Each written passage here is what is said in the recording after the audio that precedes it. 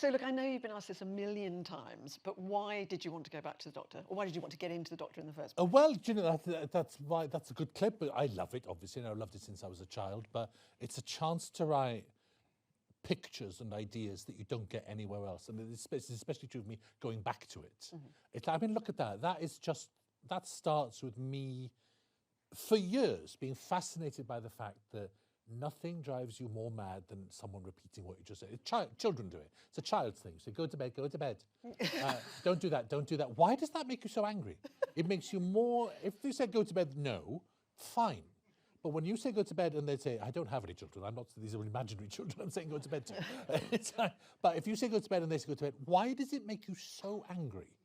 There's something about having a word stolen from you or being mimicked or parroted that just robs you of yourself. So I was just fascinated by that for a long time. And then when you get to work on Doctor Who, you suddenly get this arena, this environment in which you can write a whole thing about that. It was so risky, that one. I love that one. Excuse me, but I do love that one. And that's why I chose that clip. I'd forgotten I chose that, so I'm really excited to see it because none of us had any idea if that script worked. That is a time when I should have got actors around my kitchen table, actually, because we had no. Imagine that on the page.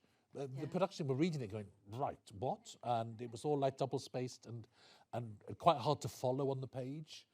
And everyone went, well, we think it works. Then we had a read through, and poor Leslie Sharp. That was a terrible read through. We were in a big London hall, and the day after Verity Lambert died, weirdly, and it's strange that.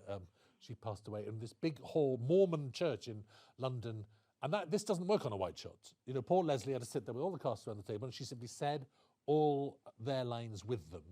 And we sat there going, does that work? You know, and it was too late. We booked them all and we were due in studio. It's like we had no idea because it works on a close-up. And that's, honestly, I can't tell you what phenomenal edit that is as well. There's micro edits in there to sync up. No two human beings could ever quite be that synced with each other. So the editor, a man called Philip Kloss, edited that, and he's a brilliant man. And he did To the Ends of the Earth and shows like that. And he literally micro edits his video files, were just enormous, just to get every line in sync with each other. And the sound team doing that as well, all on a big risk. Oh, is that going to work? And yes, it worked in the end. And so it's still like that. I mean, yeah, sometimes you have to do episodes where there's a great big chase with a load of robots. I love that as well. And also it is a chance to write pictures. When I say I started out in the graphics department drawing pictures of Christmas and stuff like that. That's what Doctor Who is. I mean, every drama in the world is basically two people talking and then they walk right to left and get in a car. That's it.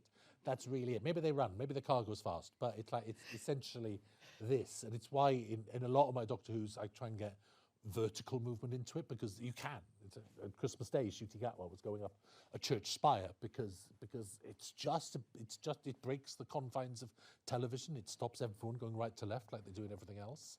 And you know, I've written some good like left to right stuff, but I just love that. I love the space of it and the size of it and the chance to explore the geography of the screen more than in any other show, and to do that with goblins and Daleks and great visual things like that. I love it.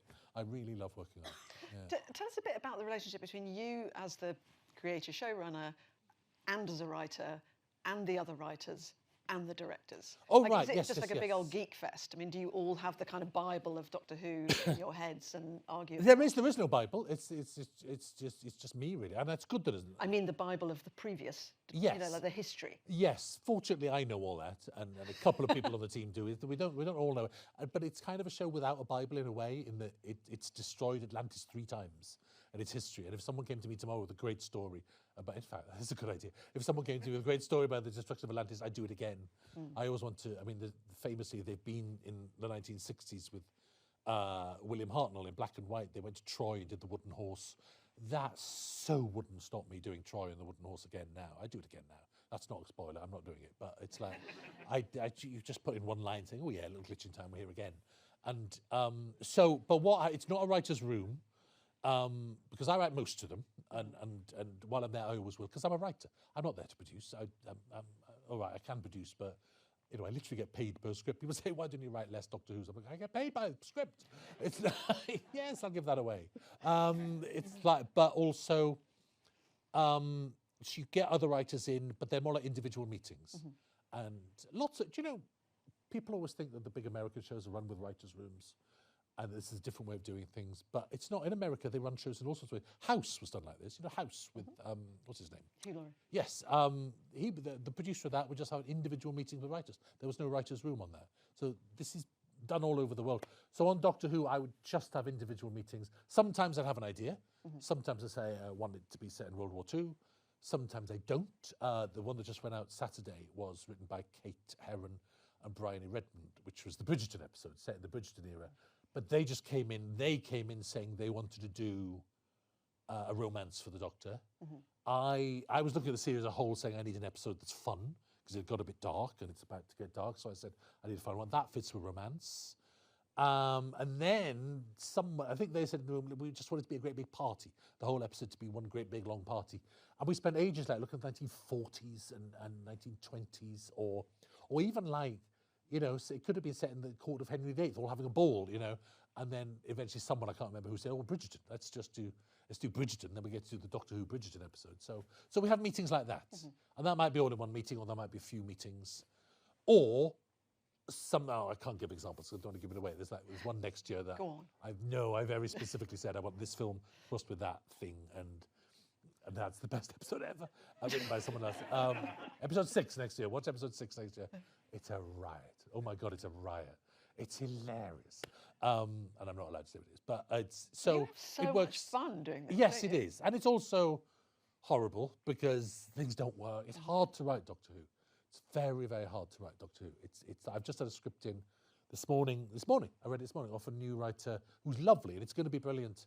And the episode is absolutely fantastic, except for the Doctor, because everyone's scared of writing the Doctor. Because the reason why Doctor Who is such a good show is the reason why Cracker is such a good show, or Sherlock is such a good show, or Prime Suspect is such a good show, when the lead character is cleverer than the writer. That's a very rare piece of fireworks and alchemy that almost never happens.